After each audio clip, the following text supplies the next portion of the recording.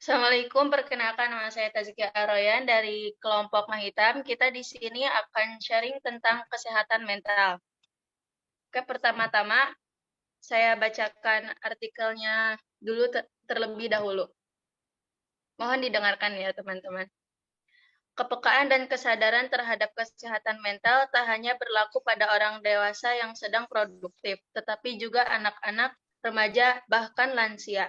Orang dengan kesehatan mental yang prima dapat beraktivitas secara produktif dan menggunakan potensi yang dimilikinya dengan maksimal. Ia juga mampu berpikir positif dan jernih ketika dihadapkan dengan berbagai persoalan. Hal ini akan menuntun dirinya menjadi pribadi yang lebih baik dalam menyikapi masalah. Mental yang sehat juga baik untuk kehidupan sosial. Orang dengan mental yang sehat dapat berkomunikasi dengan baik, mudah bergaul, dan memiliki pertemanan yang sehat. Ia juga lebih mampu memberikan kontribusi yang baik kepada komunitas atau orang-orang di sekitarnya. Tidak hanya itu, kesehatan mental juga dapat memengaruhi kesehatan fisik. Seperti kata pepatah, dalam tubuh yang sehat terdapat jiwa yang kuat. Seseorang dengan kesehatan mental yang baik terbukti beresiko lebih rendah terkena penyakit kronis seperti stroke, diabetes tipe 2, dan penyakit jantung. Kesehatan mental atau jiwa menurut Undang-Undang Nomor 18 Tahun 2014 tentang Kesehatan Jiwa merupakan kondisi di mana seseorang individu dapat berkembang secara fisik, mental, spiritual, dan sosial sehingga individu tersebut menyadari kemampuan sendiri, dapat mengatasi tekanan, dapat bekerja secara produktif, dan mampu memberikan kontribusi untuk komunitasnya. Hal itu juga berarti kesehatan mental mempunyai pengaruh terhadap fisik seseorang dan juga akan mengganggu produktivitas. Berdasarkan riset kesehatan dasar Riskesdas 2018 menjelaskan lebih dari 19 juta penduduk berusia lebih dari 15 tahun mengalami gangguan mental emosional dan lebih dari 12 juta penduduk berusia lebih dari 15 tahun mengalami depresi. Hal ini dapat disimpulkan bahwa rata-rata penduduk Indonesia yang mengalami gangguan kesehatan mental adalah remaja, di mana pada rentan usia tersebut emosi masih belum stabil dan menyebabkan remaja mengalami gangguan kesehatan mental. Kesehatan mental sangat penting untuk menunjang produktivitas dan kualitas kesehatan fisik. Gangguan mental atau kejiwaan bisa dialami oleh siapa saja. Data Riskesdas, Riset Kesehatan Dasar 2018 menunjukkan prevalensi gangguan mental emosional yang ditunjukkan dengan gejala-gejala depresi dan kecemasan anak usia 15 tahun ke atas mencapai sekitar 6,1% dari jumlah penduduk Indonesia atau setara dengan 11 juta orang. Pada usia remaja 15-24 tahun memiliki persentase depresi sebesar 6,2%. Depresi berat akan mengalami kecenderungan untuk menyakiti diri sendiri atau self-harm hingga bunuh diri. Sebesar 80-90% kasus bunuh diri merupakan akibat dari depresi dan kecemasan. Kasus bunuh diri di Indonesia bisa mencapai 10.000 atau setara dengan setiap 1 jam terdapat kasus bunuh diri. Menurut ahli sosiologis, 4,2% siswa di Indonesia pernah berpikir bunuh diri. Pada kalangan mahasiswa, sebesar 6,9% mempunyai niatan untuk bunuh diri, sedangkan 3% lain pernah melakukan percobaan bunuh diri. Depresi pada remaja bisa diakibatkan oleh beberapa hal seperti tekanan dalam bidang akademik, perundungan atau bullying, faktor keluarga, dan permasalahan ekonomi. Depresi terjadi dengan salah satu ciri adalah dengan stres dan kecemasan berkepanjangan yang menyebabkan terhambatnya aktivitas dan menurunnya kualitas fisik.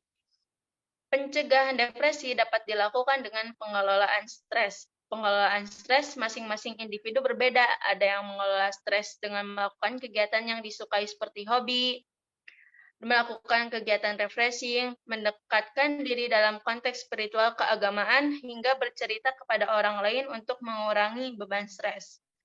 Terlepas dari stigma masyarakat, keberanian diri untuk terbuka terhadap orang lain dan berobat merupakan salah satu langkah yang tepat.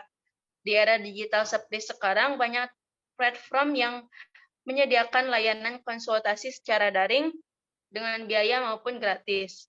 Selain itu, beberapa puskesmas telah menyediakan layanan konsultasi psikologi dengan biaya gratis maupun berbayar dengan harga terjangkau. Akan tetapi, pemahaman akan kesehatan mental di Indonesia cenderung rendah. Hal ini dibuktikan dengan tingkat pemasungan orang dengan gangguan jiwa sebesar 14% pernah pasung seumur hidup dan 31,5% dipasung 3 bulan terakhir. Selain itu, sebesar 91% masyarakat Indonesia yang mengalami gangguan jiwa tidak tertangani dengan baik dan hanya 9% sisanya yang dapat tertangani. Tidak ditangani dengan baik bisa menjadi indikasi akan kurangnya fasilitas kesehatan mental ditambah kurangnya pemahaman akan kesehatan mental. Masyarakat cenderung memberi stigma negatif terhadap orang dengan gangguan mental atau jiwa, yaitu dengan mencela dan menganggapnya sebagai aib. Anggapan akan orang gila. Selain itu, masyarakat yang kurang paham akan tanda-tanda gangguan mental depresi seperti yang mana depresi merupakan gangguan kesehatan mental yang baik yang paling sering ditemukan. Hal ini menyebabkan orang dengan kesehatan mental terganggu cenderung susah terbuka akan pengobatan dan masalah merasa lebih tertekan akan stigma masyarakat. Hendaknya masyarakat lebih terbuka dan peka akan gangguan kesehatan mental di sekitarnya. Masyarakat bisa menjadi pendengar yang baik bagi orang yang mengalami depresi maupun stres sebagai upaya meringankan beban mental. Pada masa ini, kesehatan mental menjadi isu yang hangat untuk diperbincangkan. Banyak orang yang masih berpikiran bahwa kesehatan hanya berupa kesehatan fisik semata. Mereka belum menyadari bahwa kesehatan mental juga sangat penting bagi keberlangsungan hidup seseorang. Menurut WHO, kesehatan mental merupakan keadaan sejahtera di mana setiap individu mampu mewujudkan kemampuannya untuk mengelola stres kehidupan dengan wajar, untuk bekerja secara produktif, serta berperan di komunitasnya. Beberapa macam gangguan kesehatan mental yang sering ditemukan antara lain depresi, gangguan bipolar, skizofrenia atau halusinasi, dan gangguan kecemasan. Menurut pengamatan, bidang pendidikan menjadi salah satu penyebab remaja mengalami gangguan kesehatan mental, seperti kesulitan saat pembelajaran daring, dan tidak sedikit pula remaja yang tertekan karena tugas yang diberikan oleh guru tidak sesuai dengan porsinya. Sulitnya belajar pada masa pandemi seperti saat ini juga berakibat kepada remaja yang ingin melanjutkan ke jenjang universitas. Tidak sedikit remaja yang mentalnya terganggu pada saat menunggu hasil pengumuman kelulusan universitas. Tekanan yang didapatkan dari orang-orang sekitarnya juga dapat menyebabkan stres yang berakibatkan seseorang remaja terganggu kesehatan mentalnya. Selain itu, banyak faktor lain yang menjadi penyebab terjadinya kesehatan mental remaja terganggu, seperti faktor pernikahan, gaya hidup, genetik, masalah keluarga, ekonomi, sosial, dan faktor-faktor lingkungan lainnya. Pada masa ini, di mana zaman yang sudah maju akan ilmu pengetahuannya, masih banyak orang tua yang menganggap remeh kesehatan mental anaknya dikarenakan kurangnya edukasi serta pengetahuan orang tua mengenai pentingnya kesehatan mental. Akibatnya, banyak remaja yang kurang terbuka dan takut untuk bercerita kepada orang tuanya mengenai apa yang mereka rasakan selama ini, dan tidak sedikit pula remaja yang inner child-nya terluka. Namun, orang tua menganggap itu adalah hal yang biasa dan mengabaikan kesehatan mental anaknya. Sangat penting bagi kita untuk mengenali gejala-gejala yang menunjukkan bahwa remaja tersebut mengalami gangguan kesehatan mental. Gejala-gejala tersebut diantaranya yaitu merasa putus asa dan tidak berdaya, sering marah secara berlebihan, perubahan suasana hati dengan cepat, merasa sedih berkepanjangan, mengalami kecemasan, serta nafsu makan terganggu.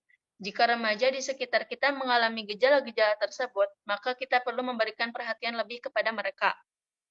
Beberapa hal yang dapat kita lakukan, yakni dengan mendengarkan cerita serta keluhan mereka, memberikan dukungan positif, memberikan dukungan emosional, dan meminta bantuan tenaga profesional yang ahli dalam menangani masalah kesehatan mental pada remaja seperti dokter, psikolog, konselor, dan psikiater. Pemerintah juga harus memberikan perhatian lebih terhadap kesehatan mental, khususnya bagi remaja, yaitu dengan meningkatkan layanan kesehatan mental di daerah-daerah tertentu atau kepada kelompok-kelompok masyarakat tertentu yang khususnya kepada orang tua, karena masih banyak orang tua di Indonesia yang belum aware mengenai kesehatan mental anak maupun lingkungannya.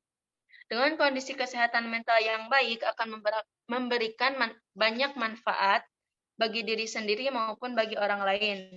Jika kesehatan mental terganggu, kondisi fisik serta kualitas hidup seseorang dapat menurun. Pemerintah dan masyarakat juga perlu bekerja sama dalam memperhatikan kesehatan mental khususnya bagi remaja di Indonesia. Remaja merupakan generasi penerus bangsa yang diharapkan dan dapat berperan penuh dalam pembangunan demi kemajuan bangsa dan kesejahteraan masyarakat. Penting untuk diingat bahwa kesehatan mental merupakan hal yang tidak boleh diabaikan dan harus dipelihara dengan sebaik mungkin. Kesehatan mental harus diperhatikan selayaknya kesehatan fisik. Jika kesehatan mental terganggu, maka timbul gangguan mental. Maka dari itu, sebagai generasi yang sangat diharapkan oleh negara untuk memegang masa depan bangsa, alangkah lebih baik kita mengambil langkah dari sekarang untuk meminimalisir gangguan mental terjadi pada diri kita. Oke, teman-teman, dapat dipahami? Sekarang, saya akan menunjuk satu persatu kepada teman-teman untuk memberikan opininya. Untuk Alfia, tadi sudah dibahas ciri-ciri orang yang memiliki mental yang sehat. Kalau dari Alfia sendiri, kira-kira gimana ya semisal orang tersebut mentalnya sedang tidak baik-baik saja? Oke, suaraku kedengeran ya Taskia. Halo teman-teman. Ya. Sesuai apa yang ditanyain Taskia, jadi ini aku simpulin beberapa opini aku dari pengalaman pribadi aku dan artikel atau jurnal yang aku dapat. Nah, orang yang mengalami gejala mental atau mentalnya nggak baik-baik saja, kalau menurut aku sendiri sih, orang yang mentalnya nggak sehat itu terlihat dari cara berkomunikasi, cara mengekspresikan emosinya, sama fisiknya. Nah, seperti sulit mengendalikan diri, sulit mengendalikan emosi, kurang tanggap dan dalam berkomunikasi, mudah dan tampak lesu atau terlihat agak tertekan, merasa sedih berkepanjangan, mati rasa dengan beberapa hal, merasa lelah yang signifikan, sering marah-marah berlebih, merasa putus asa dan tidak punya tidak berdaya, sering merasa bingung, khawatir atau takut, memiliki pengalaman yang buruk dan sesuatu yang sulit dilupakan, mengalami delusi, paranoid atau halusinasi, merasa sulit dalam berkonsentrasi dan cenderung menarik diri dari lingkungan. Jadi ya mungkin semua orang nggak bisa nggak bisa terlihat sama ya. Kalau mereka sakit ada yang bisa emosinya ditumbuhin, ada yang enggak. Jadi tergantung masing-masing. Ya begitu aja sih opini aku ya Taskia. Oke, terima kasih Alfia atas opini yang telah diberikan. Sekarang coba Anwar ya. Berdasarkan undang-undang tersebut, bagaimana caranya kita supaya bisa mencapai kondisi seperti yang telah dijelaskan tadi? Oke, sebelumnya suara aku jelaskan ya. Iya. Oke, terima kasih atas waktunya dan mohon maaf apabila pencahayaannya itu agak kurang gitu. Nah, tadi kan udah disebutkan ya kayak definisinya berdasarkan undang-undang yang telah dijelaskan. Aku di sini mengutip dari laman promkes.kemkes.go.id bahwasannya terdapat beberapa jiwa atau mental itu ya. Jadi yang pertama itu ada mengenali diri sendiri. Mengenali diri sendiri itu maksudnya kita bisa memahami apa yang kita rasakan dan apa yang kita butuhkan supaya kita bisa lebih paham apa sih yang sedang terjadi terhadap diri kita gitu. Kemudian yang kedua adalah mengambil waktu untuk diri sendiri. Kita pasti kadang pernah kayak ngerasa capek atau lelah sama segala sesuatu. Kita itu perlu waktu untuk beristirahat atau istilah kerennya itu me time ya. Jadi intinya kita pokoknya harus istirahat. Karena itu juga berguna untuk menjaga kesehatan mental kita. Kemudian yang ketiga adalah bebas dari segala jenis layar. Ini maksudnya adalah dari layar teknologi ya, kayak misalnya handphone atau laptop. terus dari sosial media juga. Kadang kan kita kalau misalnya buka sosial media ada sesuatu yang bikin kita parno, itu kan bisa bikin kita jadi panik dan sebagainya. Itu juga makanya kita harus bisa mengurangi frekuensi dari penggunaan layar yang saya maksud di sini ya, yaitu teknologi itu sendiri. Kemudian yang keempat adalah menulis. Menulis di sini dimaksudkan bahwasanya kita bisa menuangkan apa yang kita rasakan yang tidak bisa kita sampaikan kepada orang lain. Kita bisa menulisnya dan menyimpannya di catatan harian kita milik sendiri gitu. Maaf, di catatan harian milik kita sendiri gitu.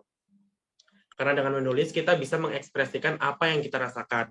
Kemudian selanjutnya adalah berolahraga. Dengan berolahraga kita juga karena kesehatan mental itu ada kaitannya juga dengan kesehatan fisik yang mungkin akan dibahas di opini teman-teman yang selanjutnya ya. Kemudian yang terakhir adalah mengurangi minuman beralkohol. Ini juga sama ya, karena minuman beralkohol itu kan sudah jelas bahwasannya akan merusak tubuh kita. Jadi kita harus bisa mengurangi minuman beralkohol, kalau bisa kita tidak perlu. Mungkin cukup segitu saja ya opini dari saya. Semoga dapat dipahami dengan mudah bagi teman-teman semuanya. Terima kasih. Oke, terima kasih Anwar atas opininya. Sekarang saya mau Helda deh.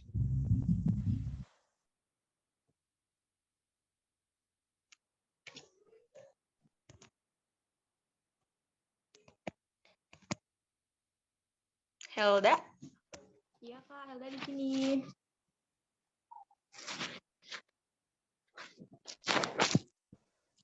Suara saya terdengar jelas? Iya, dengar.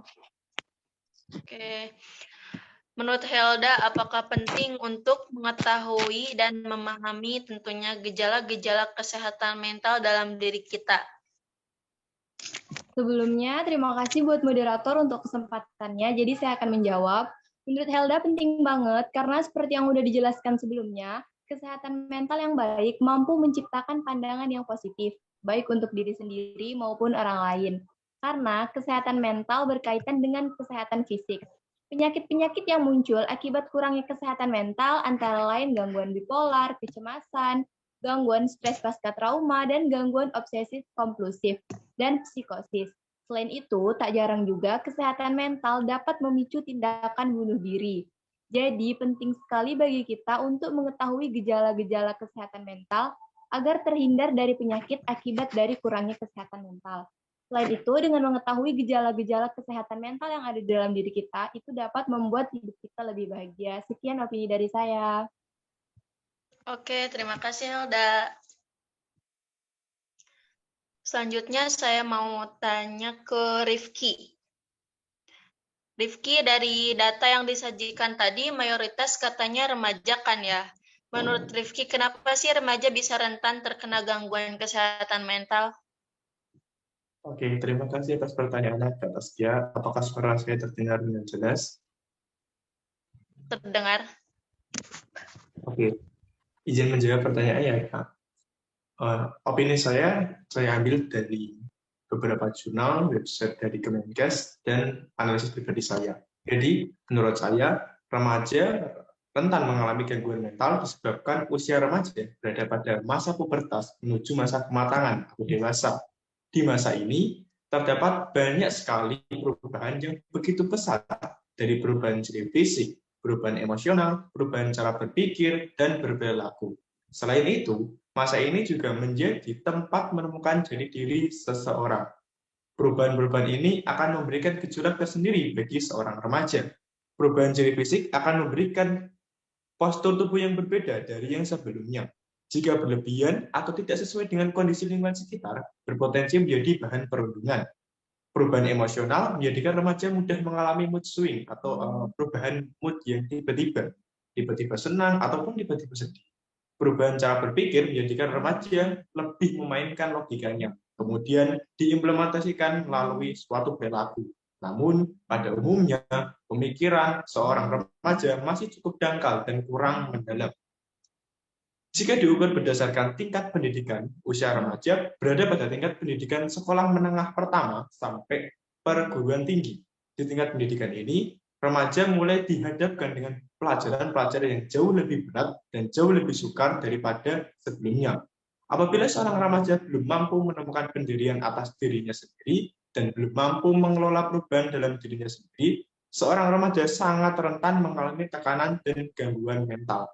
Saya rasa fakta ini sangat relate banget dengan kita semua, apalagi para maba yang sedang melaksanakan PKKMB. Semoga jawaban yang saya berikan dapat menjawab pertanyaan Kak Rizkia. Terima kasih. Oke, terima kasih Rifki atas jawabannya. Selanjutnya Chandra. Chandra tadi disebutkan salah satu faktor penyebab depresi adalah keluarga. Coba Chandra jelaskan menurut kamu kenapa hal itu bisa terjadi? Oke, sebelumnya terima kasih buat Taskia atas kesempatannya. Izin aku mau jawab. Jadi, mengapa hal itu bisa terjadi? Hal itu bisa terjadi dikarenakan adanya stigma didikan orang tua yang dinilai paling baik tersebar di kalangan masyarakat. Aku kutip dari laman kumparan.com, faktor awal pemicu depresi pada anak itu adalah kurang dekatnya hubungan orang tua dengan anak. Hal tersebut dimulai dari minimnya menghargai prestasi anak, kurangnya memberikan sentuhan fisik, dan sedikit meluangkan waktu kepada anak. Bukan hanya itu, komunikasi satu arah dalam pengasuhan juga merupakan faktor terbesar depresi yang dialami oleh pada anak. Jika kita telusuri lebih dalam, peraturan ini biasanya sudah tersebar luas di kalangan masyarakat, terutama di Indonesia. Beberapa peraturan tersebut, seperti anak yang harus selalu menghormati orang tua, tapi tidak sebaliknya, anak harus dapat dilihat tapi tidak boleh didengar, dan anak dianggap bersalah jika marah terhadap hal yang dilakukan oleh orang tuanya. Contoh lainnya yaitu mengatur segala kegiatan anak semaunya tanpa berkomunikasi dengan sang anak dan hanya memikirkan beban pikirannya sendiri. Padahal sebagai seorang anak, terutama yang telah memasuki usia remaja, pastinya sedang membutuhkan banyaknya arahan, dukungan, dan afeksi dari orang tuanya. Sementara itu, orang tua dengan pola asuh komunikasi satu arah dapat membuat anak merasa tertekan saat berada di lingkungan keluarganya. Mungkin segitu aja dari opini aku. Terima kasih. Oke, terima kasih Chandra atas opininya. Selanjutnya, saya mau nanya ke Tazkia deh. Tazkia Putra. Tazkia, seperti yang udah saya bacakan, menurut kamu apa relevansi antara kesehatan mental dengan produktivitas dan kualitas kesehatan fisik? Terima kasih atas pertanyaannya, Tazkia. Jadi, menurut aku di kesehatan mental, kesehatan fisik, dan produktivitas fisik itu ada relevansinya. Sebagai contoh kecil ya, mungkin teman-teman juga di sini suka ngerasain gitu, ketika lagi stres, banyak beban tugas dari sekolah, itu kadang kita jadi sulit tidur, susah makan, atau bahkan jadi sering makan yang pada akhirnya menyebabkan kita jadi kurang tidur, berat badan naik, ataupun turun gitu. Nah, itu sebagai contoh kecil. Ternyata ada penjelasan ilmiahnya yang aku baca dari artikel jurnal dari Riskesdas, Riset Kesehatan Dasar. Jadi, ternyata sistem emosional itu mempengaruhi otak melalui sistem neurohumoral yang menyebabkan gejala fisik yang dipengaruhi langsung oleh hormon adrenalin. Jadi, ketika kita lagi stres atau kita lagi merasakan sesuatu tentang emosi, misal deh marah, itu ada satu hormon yaitu hormon adrenalin kita yang bakal meningkat. Nah, apa sih akibat dari hormon adrenalin kita yang meningkat itu? Pertama, kita bisa jadi sakit kepala, terus kita bisa jadi insomnia, kita bisa jadi gelisah, bahkan depresi, bahkan yang paling parahnya kita bisa kena penyakit jantung. Kok bisa? Jadi di samping dari sakit kepala dan lain-lain itu, ketika hormon adrenalin kita meningkat, seperti yang jurnal ini bahas, ketika hormon adrenalin ini meningkat, kadar asam lemak bebas pun meningkat. Nah, kadar asam lemak ini kalau misalkan tidak dikurangi, itu bakal diolah di hati menjadi kolesterol dan serid. Nah, bagaimana cara menguranginya? Cara menguranginya itu dengan cara itu menjalani hobi, bekerja, ataupun berolahraga. Seperti yang dibilang kayak untuk melepas stres kita harus menjalani hobi, olahraga, ataupun aktivitas lainnya. Nah, kalau misalkan kadar kolesterol itu tidak dikurangi, bakal menimbun di pembuluh darah, termasuk pembuluh darah yang ada di jantung yang pada akhirnya bisa menyebabkan tekanan darah tinggi di jantung. Maka dari itu penting bagi kita untuk menjaga kesehatan mental sih. Dengan cara itu, menjalani hobi, bekerja, ataupun berolahraga. Jadi tubuh kita harus tetap produktif dengan kegiatan yang positif agar terhindar dari penyakit-penyakit yang tadi sudah disebutkan. Kurang lebih begitu opini dari aku, Tazkia. Terima kasih. Oke, terima kasih Tazkia atas opininya. Sekarang saya ingin bertanya ke Marcelo. Oke, Marcelo, terkait bercerita ke orang lain atau bahkan konsultasi ke tenaga ahli itu tentunya dibutuhkan keberanian yang luar biasa. Namun, itu bukanlah hal yang mudah. Lalu bagaimana caranya agar kita dapat memberanikan diri? Ya, sebelumnya terima kasih untuk Tazkia untuk memberikan kesempatan saya menjawab. Untuk orang yang kondisinya sedang tidak baik-baik, memang sangat sulit untuk bisa percaya kepada orang lain, maupun itu teman terdekatnya sendiri. Kita sendiri tidak bisa meyakinkan mereka agar bisa cerita tentang masalahnya kepada kita. Akan tetapi, kita sebagai temannya dapat membantu dengan cara yang lain, seperti menjadi teman yang suportif dan tidak menjudge kondisi yang belum kita ketahui kondisi permasalahannya kenapa. Dari hal yang telah kita lakukan tersebut dapat menumbuhkan rasa percaya diri dan kepercayaan teman. Suaranya. Halo. Ada suaranya. Seperti menjadi teman yang suportif dan tidak menjudge kondisi yang belum kita ketahui kondisinya, permasalahannya kenapa. Dari hal yang telah kita lakukan tersebut dapat menumbuhkan rasa percaya diri dan kepercayaan teman terhadap diri kita, dan mungkin setelah apa yang kita lakukan mereka bisa mulai terbuka dan menceritakan permasalahannya kepada kita atau mungkin ke para ahli. Karena biasanya orang yang memiliki mental yang kurang sehat sangat sulit untuk bisa berani bercerita ke orang lain. Ya, segitu dari saya. Oke, terima kasih Marcelo atas opininya. Selanjutnya ke Bayu.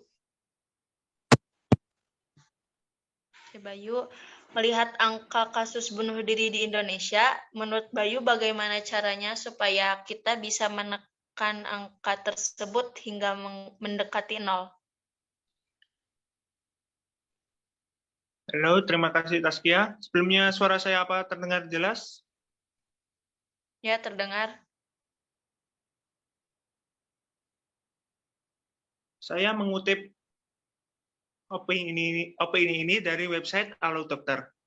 Di sini dikatakan bahwa ada beberapa cara yang dapat kita lakukan untuk menekan angka bunuh diri yang ada di Indonesia. Yang pertama, ajak ia berdiskusi dan jadilah pendengar yang baik. Seseorang yang berkeinginan untuk bunuh diri biasanya sedang mengalami suatu masalah berat. Oleh karena itu, peran kita sangat penting dalam membuka percakapan yang hangat, agar ia mau berbagi cerita terkait apa yang sedang dirasakannya. Yang kedua, bantu selesaikan masalah dia semampu mungkin. Seseorang yang memiliki keinginan untuk bunuh diri sangat menderita secara emosional. Bunuh diri dianggap sebagai satu-satunya jalan keluar bagi mereka yang tidak bisa menghadapi masalahnya sendiri. Maka dari itu, cobalah untuk tawarkan bantuan apa saja yang mungkin seseorang butuhkan. Yakinkan pada diri kita bahwa kita bisa membantu masalah seseorang itu. Bila memang permasalahan dirasa cukup besar, kita bisa melibatkan kerabat maupun keluarga untuk ikut membantu memecahkan masalah tersebut. Dan yang ketiga, jangan biarkan ia kesepian. Karena bunuh diri seringkali dilakukan secara diam-diam, Sebisa mungkin jangan biarkan ia sendirian.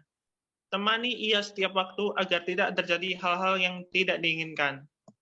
Selain itu, singkirkan semua barang-barang yang dianggap berbahaya, seperti senjata api, senjata tajam, atau barang-barang lain yang berpotensi digunakan untuk mengakhiri hidup seseorang. Dengan begitu, hasrat atau keinginan untuk bunuh diri pun bisa Dan yang terakhir, ajak ia untuk menemui psikolog atau psikiater. Bila memang usaha kita belum juga berhasil merubah niat atau menghilangkan niat untuk bunuh diri, satu-satunya jalan yang terbaik yaitu kita bisa membawa dia menemui psikiater atau psikolog. Nantinya, psikiater atau psikolog akan melakukan penanganan tergantung pada penyebab yang mendasari pikiran dan perilakunya untuk bunuh diri.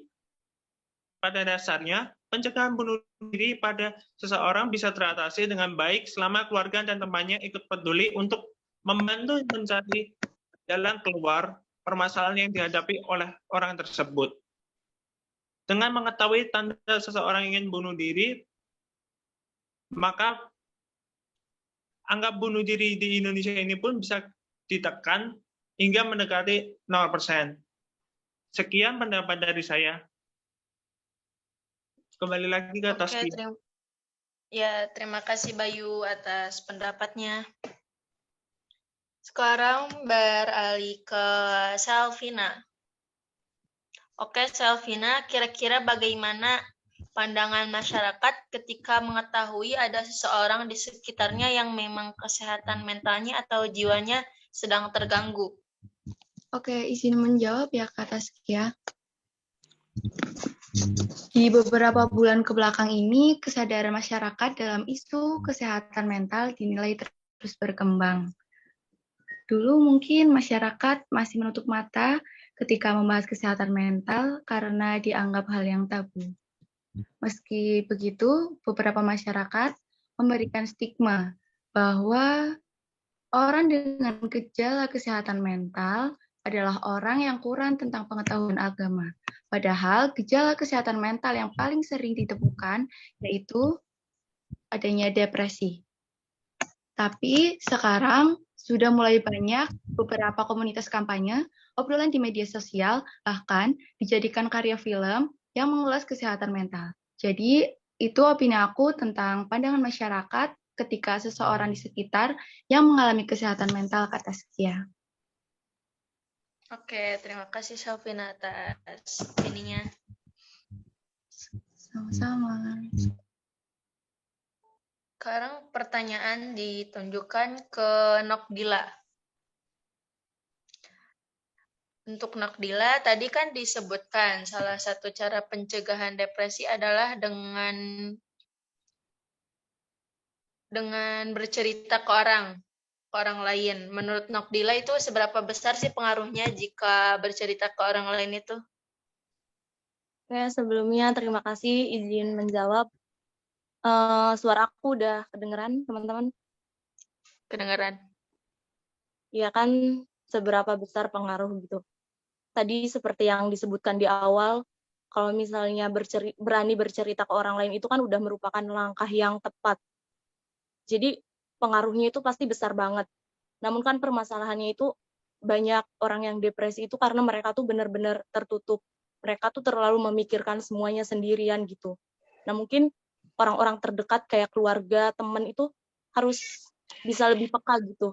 Kita harus bisa ngenalin karakter dia tuh orangnya tertutup atau terbuka gitu. Karena ya tadi kalau misalnya dia tertutup itu pasti dia bakalan susah buat cerita ke orang lain. Kalau misalnya orang yang terbuka itu kan dia enak tuh apa-apa cerita gitu. Padahal kan kalau misalnya kita cerita ke orang lain tuh kadang berasa plong gitu meskipun kita nggak dikasih solusi, tapi kalau misalnya udah cerita tuh kayak beban tuh hilanglah sedikit gitu. Tapi kan kalau di kasus depresi ini banyaknya tuh orang-orang yang tertutup gitu. Jadi ya buat lingkungan sekitar tuh kayak orang tua, temen itu harus lebih peka gitu. Apalagi orang tua ya itu harus benar-benar ngenalin banget karakter anaknya tuh kayak gimana. Ya mungkin itu aja opini dari aku. Terima kasih banyak. Oke, terima kasih Nakdila. Sekarang ke Arvika. Oke, Arvika. Menurut kamu, apakah kesehatan mental sama pentingnya dengan kesehatan fisik? Baik, terima kasih Tasya atas pertanyaan yang sudah diajukan. Apakah suara aku terdengar dengan jelas? Ya, kedengaran. Jadi, menurut aku kesehatan mental itu sama pentingnya dengan kesehatan fisik. Karena mental yang sehat tentunya akan membuat pikiran kita menjadi positif sehingga tubuh akan berfungsi dengan baik secara emosional, psikologis, sosial, dan tentunya akan mempengaruhi cara berpikir, merasakan, dan berperilaku. Nah, di ilmu pengobatan psikosomatis dijelaskan bahwa apa yang terjadi di otak kita bisa mempengaruhi badan secara keseluruhan. Oleh karena itu, maka tak heran jika ada orang stres yang mengalami tegang leher karena adanya interconnection atau keterkaitan. Oke, cukup Arvika. Oke, terima kasih atas opininya. Selanjutnya saya mau nanya ke Fadilah. Untuk Fadilah, seperti yang disampaikan bahwa masyarakat cenderung menganggapnya sebuah aib dan mencelanya, bahkan menganggapnya gila ya. Menurut pendapat Fadilah, dampak apa yang akan terjadi dengan seseorang yang kesehatan mentalnya terganggu itu? Terima kasih Tasya atas kesempatannya. Sebelumnya suara saya apakah terdengar? Ya, terdengar. Oke. Nah, menurut aku, orang jika kesehatan mentalnya terganggu, akan timbul gangguan mental atau penyakit mental seperti depresi, cemas, stres, atau susah untuk terbuka kepada orang lain. Nah, biasanya gangguan depresi paling sering nih dialami anak-anak remaja atau terutama korban pelecehan seksual. Banyak sekali kasus korban pelecehan seksual terjadi pada usia remaja, sehingga membuat korban mengalami depresi, yaitu gangguan kesehatan mental yang ditandai dengan suasana hati yang terus tertekan atau kehilangan minat untuk beraktivitas. Nah, banyak korban juga merasakan sedih secara terus-menerus. Selain itu, stres atau cemas seringkali nih kita rasakan sebagai siswa atau mahasiswa. Biasanya kita dapat tugas banyak dari dosen atau guru. Nah, banyak di antara kita suka untuk menunda-nunda mengerjakan tugas. Jadi, tugas menjadi menumpuk dan kita pun merasakan stres atau cemas karena kita dikejar deadline. Gitu sih Taskia dan teman-teman semua menurut opini dari aku. Ya, makasih Fadila atas opini yang telah disampaikan. Selanjutnya saya mau bertanya ke Uni. Oke, Uni, berkaitan dengan pertanyaan sebelumnya, boleh sebutkan faktor lain yang menjadi penyebab terjadinya gangguan kesehatan mental. Sebelumnya, terima kasih kepada moderator atas kesempatannya. Kesehatan mental dipengaruhi oleh peristiwa dalam kehidupan yang meninggalkan dampak yang besar pada kepribadian dan perilaku seseorang. Peristiwa-peristiwa tersebut dapat berupa kekerasan dalam rumah tangga, pelecehan anak, atau stres berat jangka panjang. Jika kesehatan mental terganggu, maka timbul gangguan mental atau penyakit mental. Gangguan mental dapat mengubah cara seseorang dalam menangani stres, berhubungan dengan orang lain, membuat pilihan, dan memicu hasrat untuk menyakiti diri sendiri. Faktor-faktor yang menjadi penyebab timbulnya gangguan pada kesehatan mental antara lain, yang pertama, faktor pemicu dengan suatu hal. Faktor yang menyebabkan gangguan kesehatan mental dapat terjadi karena terdapat pemicu. Yang kedua, faktor agama. Hal ini biasanya terjadi di lingkungan yang besar, sehingga bagi seseorang yang menjadi minoritas seringkali dikucilkan dan dijauhi. Yang ketiga, orientasi seksual. Hal ini terjadi apabila seseorang memiliki orientasi seksual yang dianggap aneh dan tidak biasa. Yang keempat, traumatis atau kehilangan seseorang. Pengalaman traumatis merupakan salah satu pemicu yang paling besar terhadap kesehatan mental. Pengalaman kehilangan seseorang dapat membuat jiwa kehilangan dan akhirnya menjadi pemicu timbulnya stres dan depresi. Yang kelima atau yang terakhir, fobia. Fobia yang terdapat di setiap orang sangat berbeda, mulai dari takut ketinggian, air, bahkan juga terdapat orang yang fobia terhadap buah. Sekian opini dari saya. Terima kasih. Oke, terima kasih Uni. Selanjutnya saya mau bertanya ke Amanda. Amanda, tadi dikatakan bahwa pemahaman kesehatan mental di Indonesia masih cenderung rendah. Menurut Amanda, bagaimana solusinya supaya masyarakat Indonesia lebih paham? Baik, terima kasih atas kesempatannya, Taskia. Jadi, kita sebagai warga Indonesia itu harus saling mengedukasi satu sama lain. Selain untuk meningkatkan pemahaman mengenai kesehatan mental, hal itu juga sebagai upaya pencegahan peningkatan penduduk yang mengalami gangguan jiwa atau gangguan kesehatan mental. Ada salah satu namanya itu konsep person in environment, di mana konsep ini menitikberatkan kepada relation gitu antara individu dengan lingkungannya sekitar. Jadi dengan menerapkan konsep tersebut, kita jadi bisa melihat permasalahan mental itu bukan hanya dari satu sisi saja, tapi juga di sisi yang berbeda. Gitu. Peningkatan kesehatan mental itu juga harus dimulai dengan meningkatkan psikoedukasi, memperluas informasi, dan menyebarkannya kepada orang-orang terdekat. Selain itu, upaya ini juga harus diimbangi dengan peningkatan jumlah tenaga kesehatan mental di Indonesia, salah satunya itu dengan adanya psikolog di puskesmas. Karena dengan adanya psikolog di puskesmas, masyarakat yang memiliki permasalahan kesehatan mental akan lebih mudah dalam hal sarana maupun finansial. Itu akan sangat membantu masyarakat untuk memeriksakan kesehatan mentalnya. Seperti itu kira-kira opini yang bisa aku bagikan ke teman-teman. Kembalikan ke Taskia, silakan. Oke, makasih Amanda atas opini yang telah diberikannya. Selanjutnya, Gibran. Oke, Gibran, menurut Gibran, apakah kondisi mental kita berpengaruh untuk kehidupan kita di hari ini atau untuk kedepannya? Baik, terima kasih atas pertanyaannya. Minta izin menjawab saudara-saudara. Opini ini saya ambil dari pengalaman pribadi saya bahwa kesehatan mental sangat berpengaruh pada kehidupan orang itu sendiri.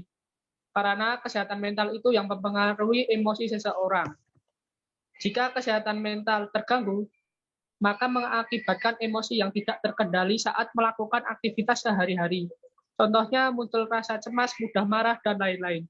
Tapi lain jika kesehatan mental seseorang sedang baik, maka orang itu akan mampu mengendalikan emosi masing-masing dan akan menghasilkan kegiatan positif, misalnya dapat berpikir dengan jernih dan sebagainya. Cukup sekian opini saya, terima kasih. Saya kembalikan ke moderator.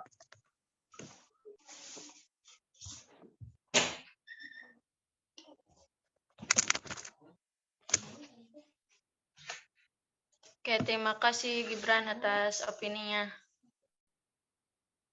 Selanjutnya ke Asih.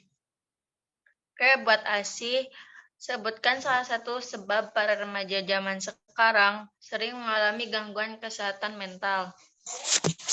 Ya, oke. Terima kasih kepada Taskia atas kesempatan dan pertanyaannya. Ya, remaja itu kan masa peralihan dari anak-anak ke dewasa yang usianya kisaran 12 sampai 24 tahun. Di mana pada usia ini mereka adalah seorang pelajar. Gangguan kesehatan mental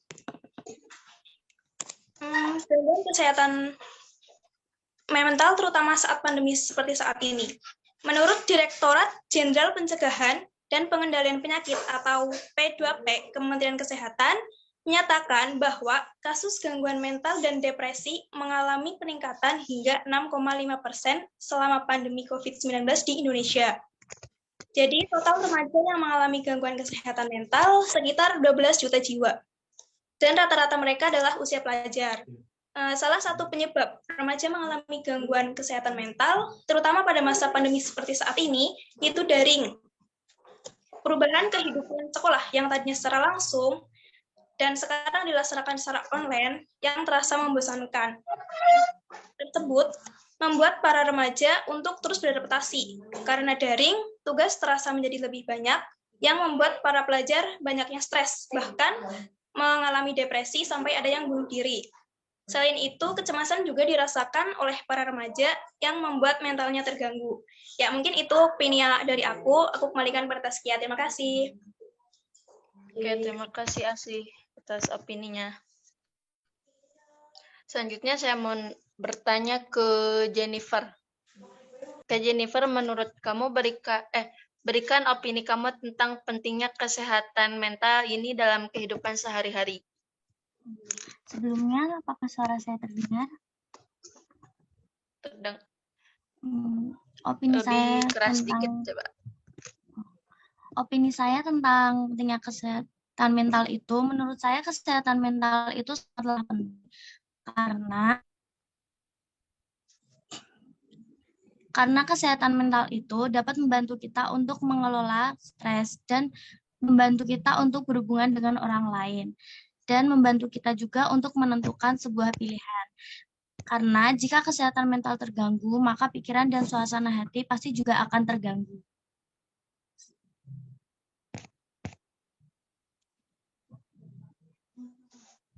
Sepertinya itu aja.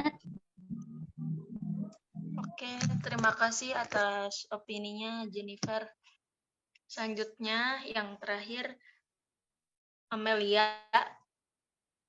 Ke Amelia sekarang, kira-kira upaya apa yang bisa pemerintah lakukan terhadap kesehatan mental kita, terutama para remaja seperti kita ini? Ya, sebelumnya terima kasih kepada moderator yang telah memberikan waktunya untuk saya menjawab opini ya. Seharusnya pemerintah memberikan perhatian khusus kepada layanan kesehatan maupun jiwa. Membicarakan perihal kesehatan mental yang ada di Indonesia. Hingga kini hal tersebut belum mendapatkan perihal yang sangat layak. Padahal jika mungkin lengkap kondisi kesehatan tanpa adanya kesehatan jiwa, ia juga memaparkan bahwa potensi kerugian ekonomi bangsa akibat penyakit jiwa cukup besar, yaitu sebesar 1 miliar untuk setiap harinya. Dan jika dilakukan perhitungan keluarga, itu bisa mencapai 5 miliar per hari. Nah, untuk itu pemerintah seharusnya dapat melakukan langkah-langkah yang berkaitan untuk penanganan kesehatan tersebut. Mungkin cukup sekian opini yang dapat saya sampaikan. Saya kembalikan ke moderator.